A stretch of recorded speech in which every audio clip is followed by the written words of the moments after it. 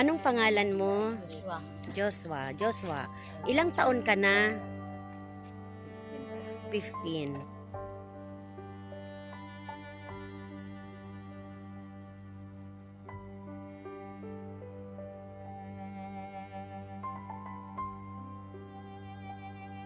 Aral ka ba?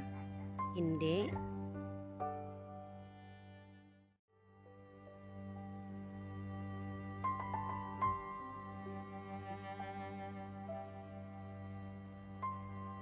So, ngayon po ay nangangalakal po kayo. Okay, si tatay po ay nangangalakal. Ano po siya ng mga recycle na mga bottle or mga karton para maibenta niya.